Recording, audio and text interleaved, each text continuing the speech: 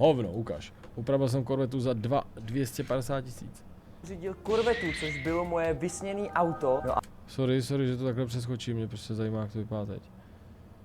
to prostě se nějak hýbalo, tak tady můžu dát statickou barvu. Teď tam můžu dát oranžovou a máme to oranžový. Což jakoby upřímně si myslím, že to je taky nudný, kámo. Jakože hele, je to oranžový auto, když tam je ta oranžová, je to taky nudný. Jako mě osobně se nejvíc líbí asi takováhle fialová. Jo, to je moje barva, to je, mám rád tuhle. Kámo, to je přijde fakt jako magická. Každopádně musím říct, že je docela sick, jak svítí i ten motor, jo. Oni mi řekli, že jim zbyl kousek té pásky, co jsem dávala, tak to dali se na ten motor a za mě to jako vypadá epicky. Já jsem tady měl mod, který mě se líbil. To bych vypl. Který i měnil barvy, kámo, ale teď tady nenajdu, protože tady ty mody jsou, kámo, napsaný mod 190, mod 193 a tak dále, jo. Jsem tam jel na ty výfuky, tak bylo venku. OK, to je pohoda, tam bych se nikdy nevešel. Jakoby. Mám rád Ameriky, Corvetta v pohodě, ale dobrý. Jakoby stačí mi to. Úplně hezky. A pak normálně napršelo jako úplně.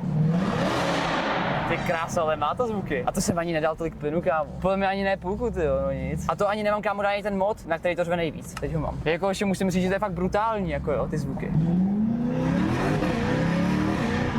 Ty krása. A je to prdí. Nevím, jestli tady bude slyšet, když podřadím. Ok, teďko ne. Oši, má to moc zvuky. Jo, teď to prdělo. Každopádně zvedl se i výkon. Já teď u sebe nemám přímo dokument, kde je napsáno, o kolik se to zvedlo, ale mělo by to být o nějakých 100 koní, jo, takže... To je dobrý, že tam takhle vejdeš, no.